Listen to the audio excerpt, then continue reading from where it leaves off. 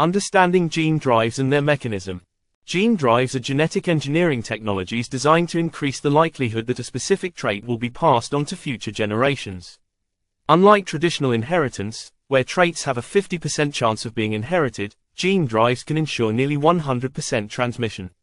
This technique has significant implications for controlling populations of organisms, including disease vectors like mosquitoes. The science behind gene drive technology. Gene drives work by inserting a modified gene into an organism's DNA. This gene is designed to spread rapidly through the population by overriding the usual rules of inheritance. As a result, the modified trait is inherited by nearly all offspring, potentially altering the population's genetic makeup over time. This can be particularly powerful in controlling or eradicating harmful species. Targeting malaria-causing mosquitoes. Malaria is primarily transmitted by the Anopheles mosquito, making it a prime target for gene drive technology. Researchers aim to engineer mosquitoes with gene drives that either render them incapable of transmitting the malaria parasite or significantly reduce their population. This could dramatically decrease malaria transmission and, ultimately, its prevalence. The potential of gene drives in malaria eradication. If successfully implemented, gene drives could lead to the local extinction of malaria-carrying mosquito populations. By reducing the number of infected mosquitoes, the spread of malaria could be curtailed. This strategy holds promise, especially in regions where malaria remains endemic and poses a significant public health threat. Ethical and ecological considerations. While the potential benefits of gene drives are substantial, there are ethical and ecological concerns. The introduction of genetically modified organisms into the environment raises questions about unintended consequences. For example, altering or eradicating mosquito populations could disrupt local ecosystems, affecting other species and food chains. Regulatory frameworks and public acceptance. The deployment of gene drive technology requires careful regulatory oversight and public engagement.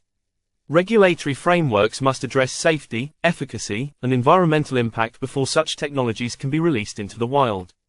Public acceptance is also crucial, as communities must understand and support the use of gene drives for malaria control. Ongoing research and trials. Research on gene drives targeting malaria-carrying mosquitoes is ongoing, with several experimental trials taking place.